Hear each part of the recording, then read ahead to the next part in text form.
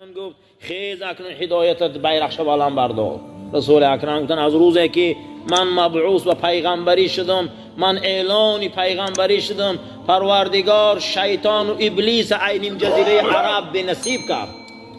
شیطان به نصیب شدگی بوده وقتی رسول الله پیغمبر شده بودیم. هزار بار شکر که امتی رسول اکرمیم. هزار بار شکر.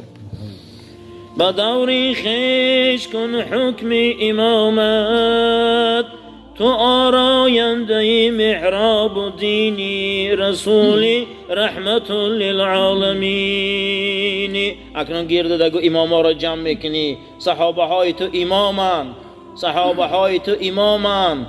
خداوند در قرآن همه پیغمبرها را وصف میکنه ابراهیم امام میگه، همه پیغمبرها را وصف میکنه رسول الله را امام میگه. امام بودن کار شوخی نیست میگه. اکنون تو امامی، امام الهدا، صدر دیوان حشر.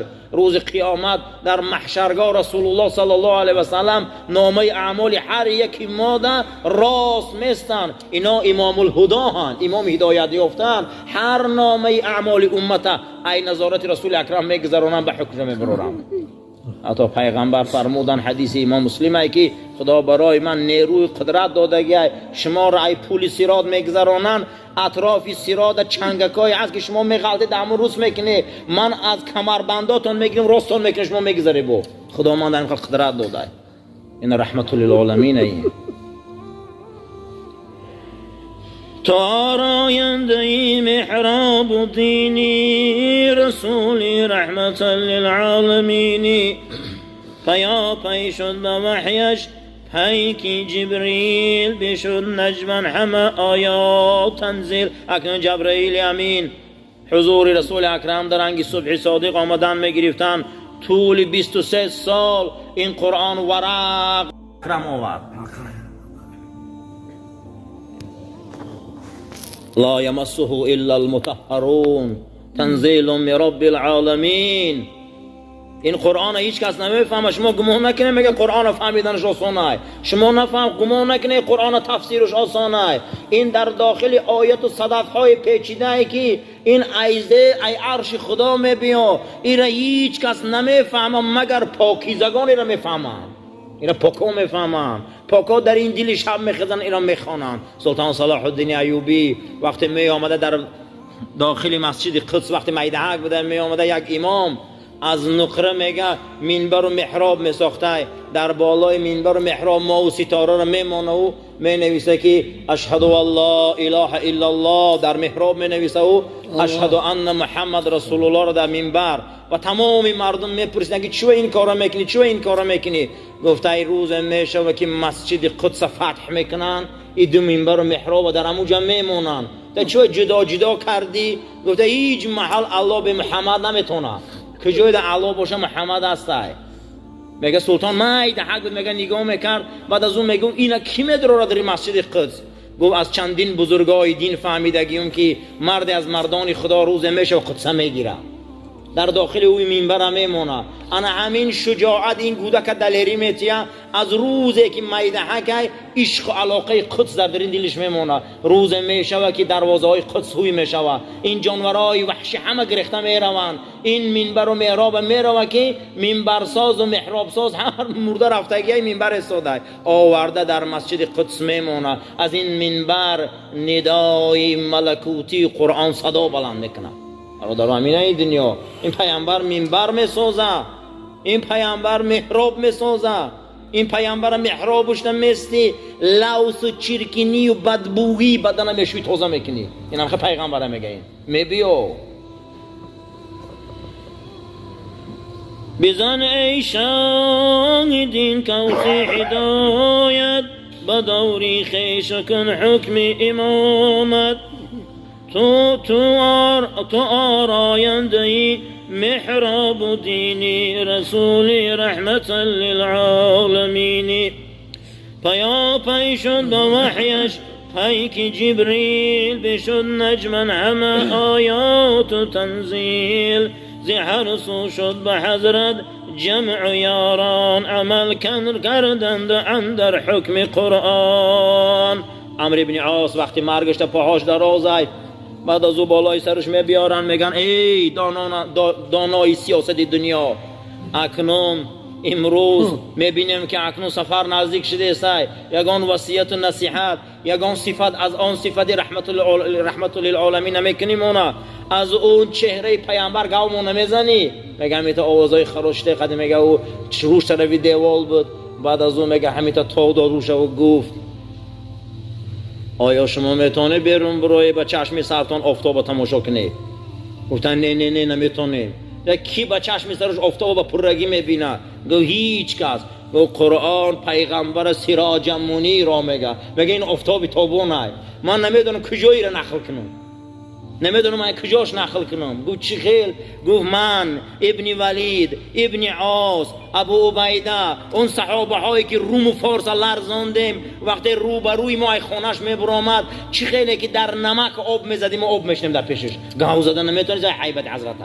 سرامون خم بود، میگه همه آرام در پیش او، زیرا این که ما نیزه و شمشیرهای در غلاف بدیم، قسم به خدا یگان جا یگان نقطه از گفته او بیرون نبر آمدیم. روزه شد که دین به دستی بیابانگردهای عرب به دنیا پهن شد.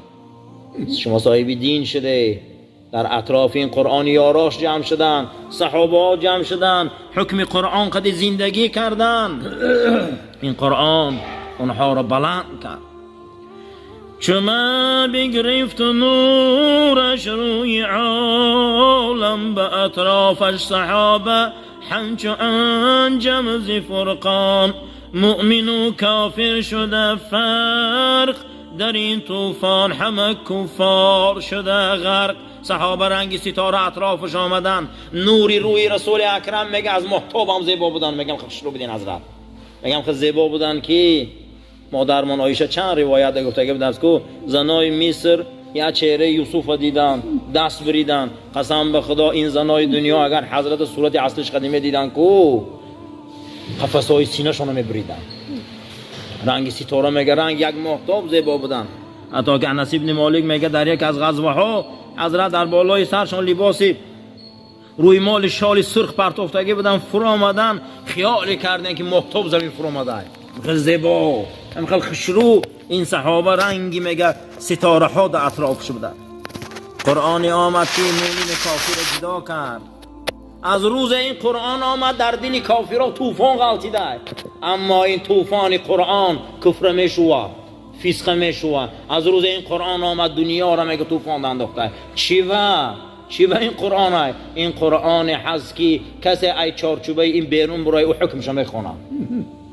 ببینید که این قرآن فقط خطاب به رسول اکرم میکنه. حتی قرآن میگه اگر تو از پیش خودت بعض الاقاویل هر سخن در این قرآن دراری خودت عمل نکنی، بعد ما جاءتهم ما تبین بعد الحق، این قدر بیان حقیقت آمد تا اگر حق بازی کنی پیغمبر، لأخذنا بالیمین، به ید قدرتم میگیرم رگای گردن تا میکنم. تو حق نداری میگه اینا چیزی که گفت من امورا میرسونی. این پیغمبر یک نقطه از سخن خدا بیرون نمیبره. من اگر کسی گوان که بگو قرآن، بگو خدا یک است، بگو خدا یگانه است، بگو میگه که خدا یگانه است، بگوش نمیگه. اگر گوی که بگو خدا یگانه است میگه خدا یگانه است. اما قرآن میگه قل هو الله احد، بگو خدا یگانه است. رسول الله هم کم و زیاد نکرده میگه بگو خدا یگانه است، برای که جدا کرده خدا یوخی این یگون گپ نمیپرتوید. اگر روز ما گن که گو لا اله الا الله گو را میپرتوید، اگر روز ما را کسی گپ گوه، اما خدا میگه قل بگو، پیامبر میگه بگو، یگون چرا نمیپرتوید، میگه گپ خدا یوخی. در کشتی دین شدن در نزد ماهی، خیش پروین چراغ احمدی را، حق بیفروخ کسی پف کرد ریشی خیش را سوخت. در این کشتی نوح پیغمبر هم در آمده که نوح آن روز اعلان میکنه که طوفان میشوه، بیای کشتی در سوار شوی، طوفان میشوه. مردم میگریزن گوش نمیکنن. امروز برادرها طوفانی هست که ما ایمانمون ای دست میتیم. بیا در سنت رسول اکرم درویم، بیا سنتش گوش کنیم، بیا قولاش گوش کنیم. میگه هر کس که در آمد اینا نغزان که در بیخ ماهتاب پروینا ستاره ها آمدن، چراغ احمدی را حق می‌افروخت، کسی پف کرد ریشی خیش را سوخت. دمید از فضل حق صبحی نبوت، چو روز از کفر گشت رفع ظلمت. کسی که چراغی احمدی را خدا گریان کرده، کسی قسم به خدا پوف کنه ای را کشتنی شوه او خشم سوزانه، زیرا اینکه این ظلمت با آمدن آفتاب این تاریکی ها نصف می شوند، این نفاق و کفر نصف می شود، و واسطه آفتاب بر آمدن دنیای تاریک روشن می شود. به نامش، به شریعتش، به دعوتش، به قرآنش، به منبرش، به دینش نفاق و فسق و کفر می سوزه، نصف می شود. این آینه هستی رسول الله، ما خمانه در آینه می بینیم ظلمت همه می سوزه. میگه به خدمت عاشقانی سینه بریان، به صحبت زاهدانی دیده گریان. به میدانش همه پروانه جان باز، شهیدانش میکردی از کفن ناز. هر یک صحابه که در او زمان بود، وقتی که پیامبر اکرم جنازش میخوان، آرزو میکردن که پیامبر خودشان به دست خودشان حضرت مقصد دیگه صحابه را گور کنه. در یک از غزوه ها روایت میکنه ابن مسعود که با جناب پیغمبر صلی الله علیه و سلم یک جا بودیم، از غزوه شب آمدیم و پاکیزه اردوگاه را پرتافتیم، در اطراف حضرت خواب بودیم. در همین شب عبدالرحمن موزینی یک از صحابه های پیغمبر جراحت برداشته بود، همین الیکای پشت بر اومده بود، نالیش میکرد در خیمه ده. حضرت میگه شیشتگی بودن زیق، بعد از انده که میگه خستم که پیغمبر در جاگهشون نیستن، ففزعت و دهشت فرام گرفت، حضرت کجا رفته باشن؟ خستم قافله را میگه اردوگاه را نگاه کردم که لشکر خوابه، پایان اردوگاه در یک چراغک در میگیره. رفت میگه همون شب عبدالرحمن قضا کرده، بعد از همین جراحت برداشتن قضا کرده. نگاه میکنم حضرت درنی گوردن گور کندیان و ابوبکر و عمر راست استادیان و دستاشون. حضرت میگه قبیدگان جسده. حضرت میگه میتونه گفته زگی برادرتون رو دراز کنه، برادرتون رو دراز کنه. میگه درازش کردن. حضرت با آغوش خودش میگه گرفت و در لحد موند و خاک گردوندیم. جناب پیامبر دیدم میگه ریشای مبارکش پر گریه. بعد از اون میگه طرف آسمان دستش برداشت، گفت پروردگارا ساعتی پیش عبدالرحمن در بغل من بسیار نالیش میکرد، بسیار جان پلوسی میکرد، قسم به عظمتت میخورم من ای روزیم، اکنون این ساعت عبدالرحمن در پیش تای دیده سی اون نعمت و بزرگی تمام عبدالرحمن راضی باش. همین سخنه میگه ابن مسعود من فهمیدم و همین قدر گریه کردم که ابن مسعود کاش که بجای عبدالرحمن تو میشیدی، همین تو میشیدی که همین دعا را ما میفهمیدیم. یعنی این بود میگه صحابه، یعنی این بود میگه مقام، هیچ از دنیا و یا یگانچ پروا نکردن.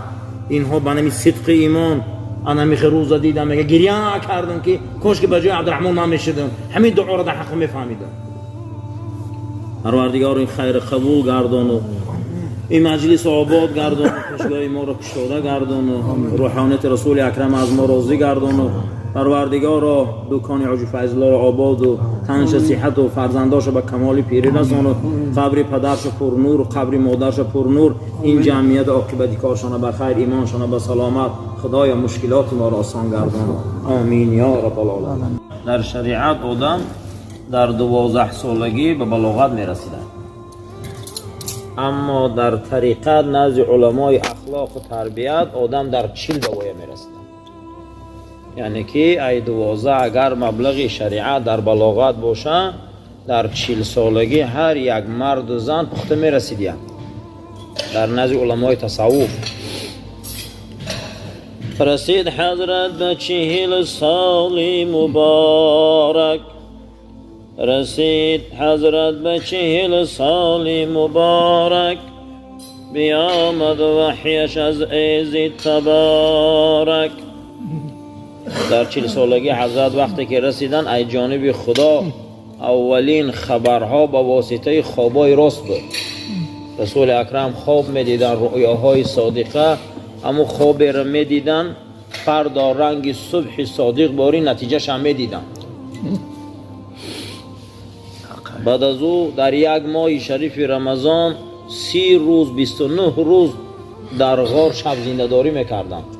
اگه انسان فکر کنه که اقلا همین روزا ما خدا قدی 1 ساعت شینیم، این خیلی طریقت بزرگیه که حضرت در 1 سال یک ماه شریف رمضان با پررگی قد خدا میشتم. این شوخی نیست. کی میشینه مثلا همین روزا اقلا با خدا خلوت کنیم 1 ساعت، همین شب قد خدا قنی خلوت کنیم 1 ساعت. رسید حضرت به 40 سالی مبارک، بیامد وحیش از ایزی تبارک. نظر کرده سوی خدیجه خاتون، بگفتا گشت احوالم دیگرگون. به پیشی مادرمان خدیجه آمد گفت خدیجه گفت من حالم وزبین شده، من گمان میکنم چیزی خفای من میگرده، من هرچی روشنی میبینم. در روایت امام احمد بوده که رسول اکرم گفته در مکه وقتی که من میگشتم یگان سنگ نبود که قفای من میگفت السلام علیکم یا رسول الله. بشه پیغمبری میگه سنگا سلامو میدادم.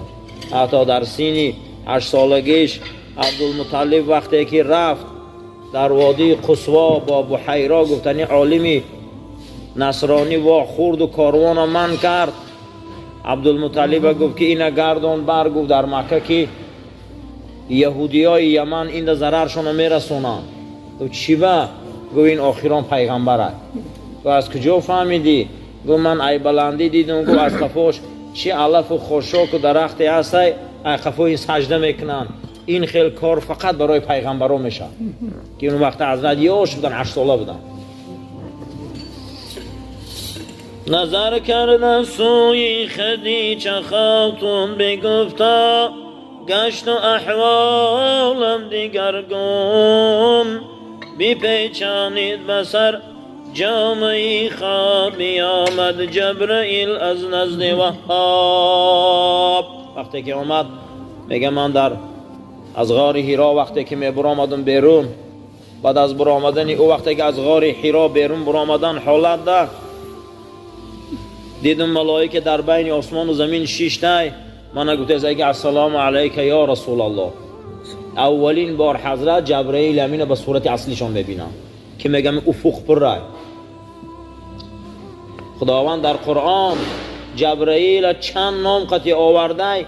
یک نام حضرت جبرائیل امین شدید القوا بوده، قناتش قوه داشت که زمین چپک نه.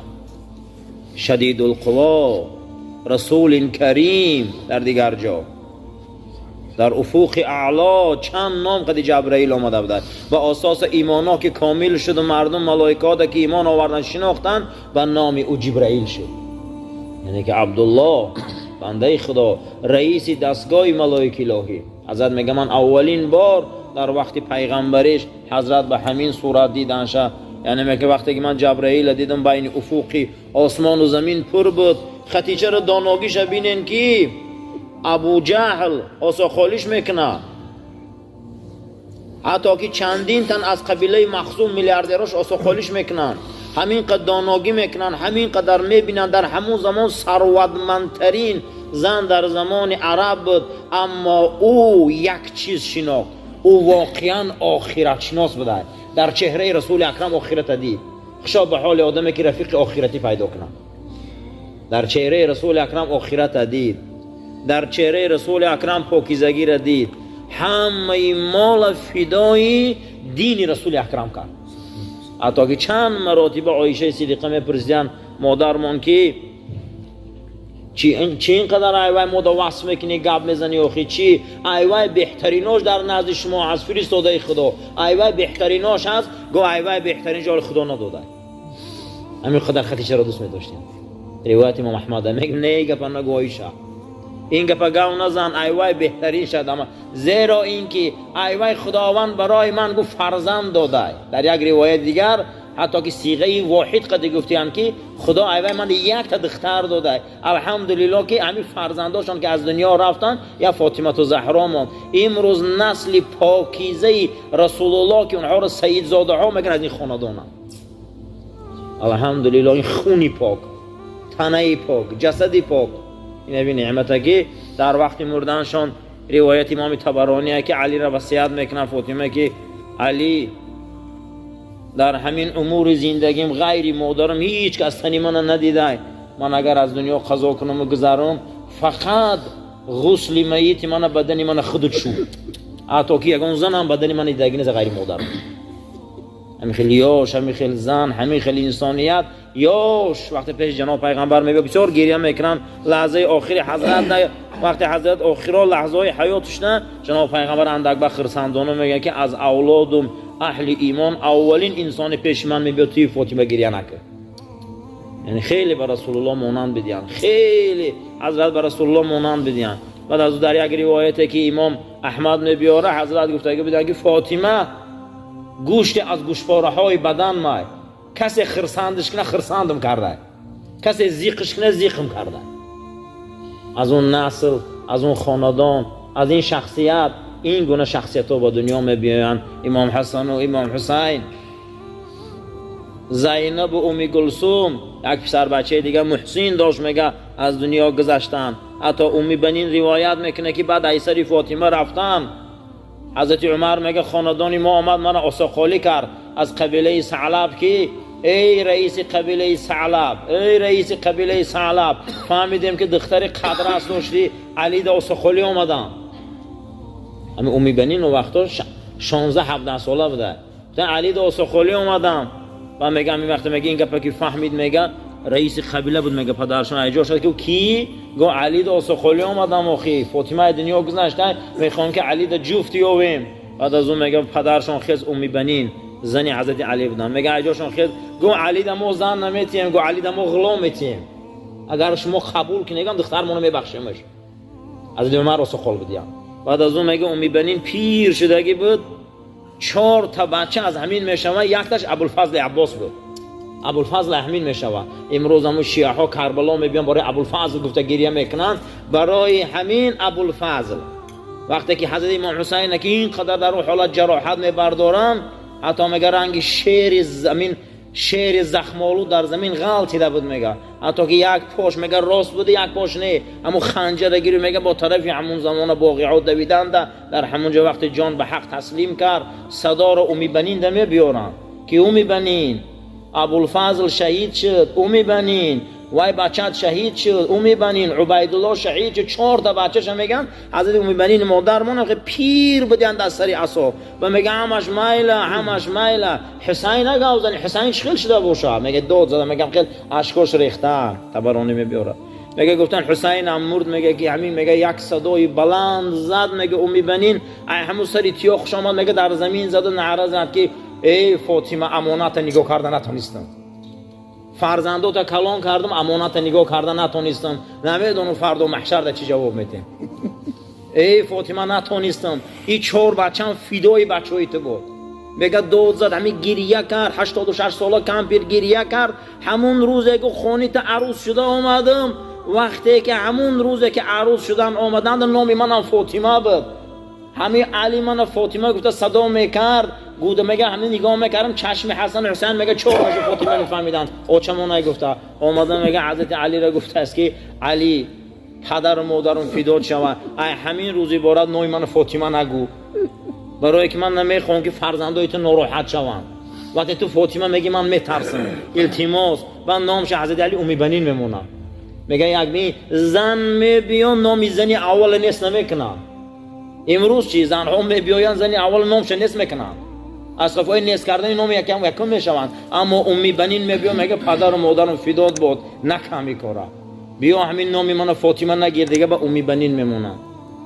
کدو و شلغم و کارتوشکا و امیار اوجوش کرده پیش حضرت علی ده میمونه. حضرت نپرسیده بسم الله گفتم میخرن. امی بنین میگه نمیپرسی که همین حلال ای کجا آمد علی، چون میخوای به توجهی گفته که ای امی بنین من اول 7 پشتی پدری تو را کفتم و با تو را انتخاب کردم، این ای مولی پدری تو باشه پدری تو حرام نمیخره گم بود. وقتی تای خونی پدر رو آوردن پدری تو را میشناسون. این ای نسل خدیجه بودن. خدیجه انمون اصلاب صلب پاکشیناق، پشتی پاکشیناق، نطفه پاکشیناق که مورخا میگن ای پشتای پاک و بچه‌دانای پاک رسول الله به دنیا آمدگی. خوشا به حال آدمایی که پشتی آدم شناسه، خوشا به حال آدمی که نسلی آدم شناسه. امروز افسوس عقیده فقط پول مانده ماشین جوره. اما خدیجه میگه دنیا در دست شای، تمام دنیا را خدیجه داره اما پروا نمیکنه. میگه چی ده در سیمای رسول اکرم آخرت دید. اولین بهترین ها اولین های قرآن میگه، بهترین ها اولین های. ای کودک ها اولین کودک علی ایمان میبیاره، ای زن ها اولین زن خدیجه ایمان میبیاره، از مرد ها صدیق اکبر ابوبکر صدیق. اولین ها بهترین ها هم. اینا اولین هایی هستن که در چهره رسول الله بزرگی را دیدن. آمد گفت خدیجه گفت حلم وزبینای چیزی را دیده استم من نمیفهمم. گفت چی گپ است؟ گفت در بدنی من گفت چیزی هست خفای من میگرده. بپیچانید بسر جامعی خواب آمد جبرئیل از نزد وهاب. حضرت میگه دفعه گفت زمیلونی منو پیچانه. حضرت میگه پیچانه خدیجه مادرمان. در همین حالت میگه با اکنون ندای ملکوتی آسمانی میبیا با وحیش آیتی ایها المدثر بگو ای مرد خفته قوف انذیر. آمد که یا ایها المدثر ای در بوریا پیچیده ای